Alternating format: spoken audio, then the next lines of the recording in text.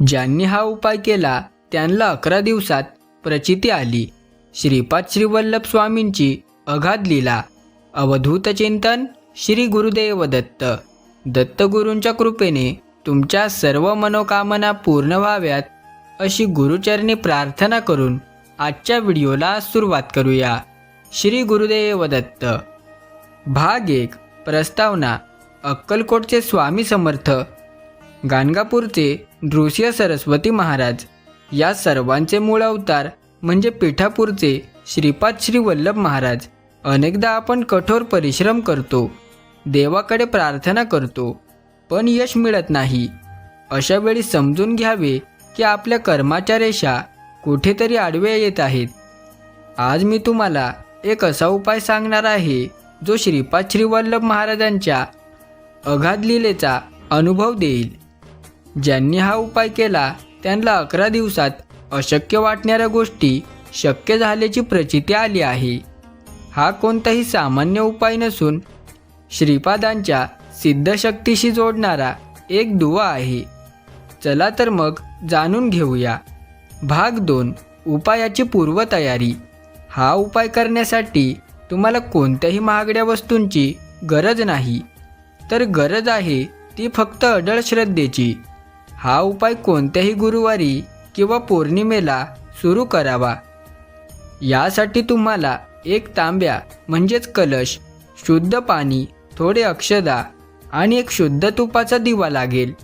सर्वात महत्त्वाचे म्हणजे हा उपाय करताना तुमचे मन पूर्णपणे शांत आणि इतरांबद्दल द्वेषमुक्त असावे. श्रीपाद श्रीवल्लभ महाराज म्हणतात, जो स्वतःच्या शुद्ध अंतकरणाने मला साथ घालतो त्याच्या हाकेला मी धावून जातो. या उपायाला श्रीपाद पंचतत्व शुद्धी असे म्हणतात, ज्यामुळे तुमच्या सभोवतालची नकारात्मक ऊर्जा पूर्णपणे नष्ट होते. भाग 3. उपायाची प्रत्यक्ष कृती. पायरी 1. उपायाच्या दिवशी पहाटे उठून स्नान करावे. एका शांत ठिकाणी श्रीपाद श्रीवल्लभ महाराजांच्या प्रतिमेसमोर बसावे. समोर कलश ठेवून त्यात शुद्ध पाणी भरावे. त्या पाण्यात थोडी हळद टाकावी. आता उजवा हात त्या कलशावर ठेवून दिगंबरा दिगंबरा श्रीपाद श्रीवल्लभ दिगंबरा या मंत्राचा 21 वेळा जप करावा. यामुळे त्या जलामध्ये महाराजांचे चैतन्य उतरते. हे जल अभिमंत्रित झाले आहे. आता या जलातील थोडे पाणी आपल्या घरातील सर्व कोपऱ्यात शिंपडावे. असे केल्याने घरातील वास्तुदोष आणि नकारात्मक शक्ती पळून जातात आणि घरामध्ये चैतन्याचा संचार सुरू होतो. भाग 4. उपायाची प्रत्यक्ष कृती. पायरी 2. आता मुख्य उपायाकडे वळूया. तुम्हाला 11 अखंड तांदळाचे दाणे घ्यायचे आहेत. प्रत्येक तांदळाचा दाणा उचलताना मनात आपली एक इच्छा किंवा समस्या बोलायची आहे आणि तो दाणा महाराजांच्या चरणी अर्पण करायचा आहे. असे 11 दाणे अर्पण केल्यावर महाराजांना प्रार्थना करावी, हे प्रभू, माझ्या कर्माचे दोष दूर करा. श्रीपाद श्रीवल्लभ महाराजांच्या चरित्रात उल्लेख आहे की ते भक्तांच्या कर्माचा भार स्वतःवर घेतात. हे 11 अक्षत दाणे म्हणजे तुमच्या 11 समस्यांचे प्रतीक आहे, जे तुम्ही महाराजांच्या चरणी सोपवले आहे. आता तुमची काळजी महाराजांची झाली आहे. भाग 5. सिद्ध मंत्राचे महत्त्व. या उपायाचा सर्वात प्रभावी भाग म्हणजे श्रीपाद श्रीवल्लभ चरितामृत या ग्रंथामधील सिद्ध मंत्रांचे पठण.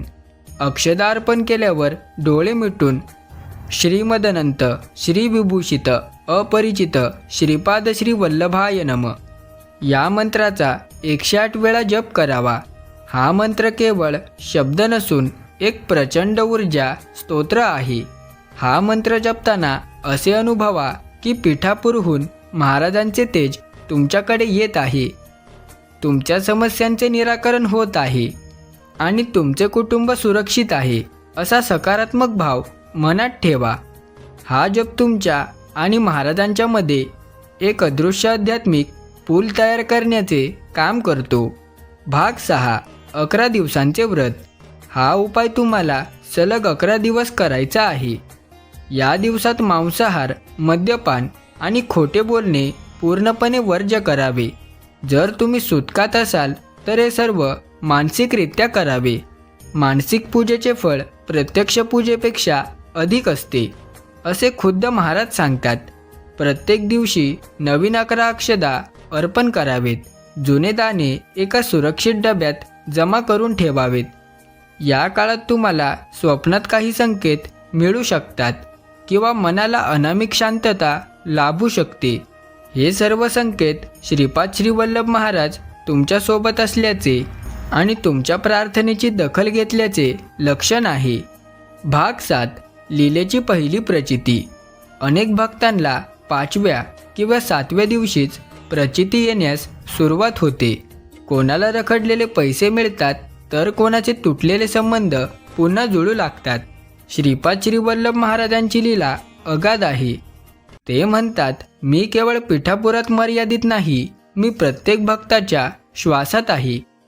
या उपायामुळे तुमच्या मनात असलेले संभ्रम दूर होते आणि तुम्हाला स्पष्ट दिशा मिळू लागते.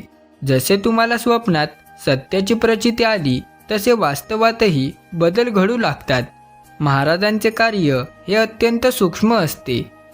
ते हळूहळू पण मुळापासून बदल घडवून आणतात आणि भक्ताला संकटातून सुखरूप बाहेर काढतात. भाग 8. उपायाची सांगता.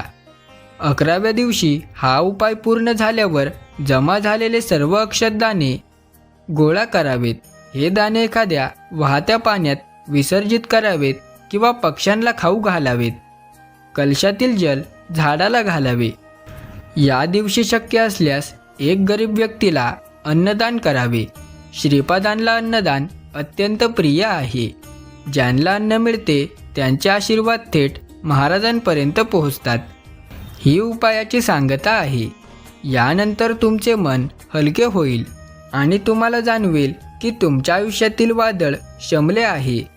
महाराजांच्या आशीर्वादाने आता नवीन आणि शुभ सुरुवातीची वेळ आली आहे. भाग 9. श्रद्धेचा विजय. हा उपाय फक्त कृती नाही तर ही एक परीक्षा आहे तुमच्या संयमाची.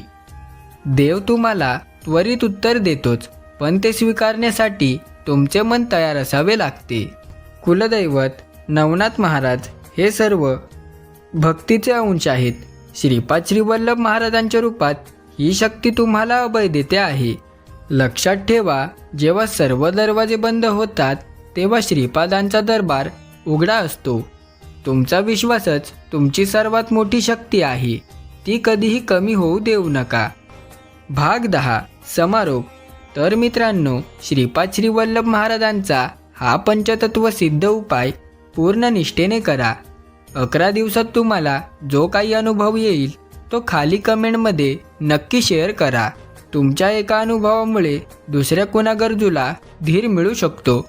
चॅनलला सबस्क्राईब करा आणि ही माहिती जास्तीत जास्त लोकांपर्यंत पोहोचवा. लक्षात ठेवा, श्रीपाद श्री वल्लभ महाराज सदैव तुमच्या सोबत आहेत. दिगंबरा दिगंबरा श्रीपाद वल्लभ दिगंबरा. महाराजांच्या नामाचा जयघोष करत राहा आणि सकारात्मक राहा. तुमचे सर्व प्रश्न सुटतील आणि तुमचे आयुष्य आनंदी होईल. हीच महाराजांच्या चरणी प्रार्थना. धन्यवाद.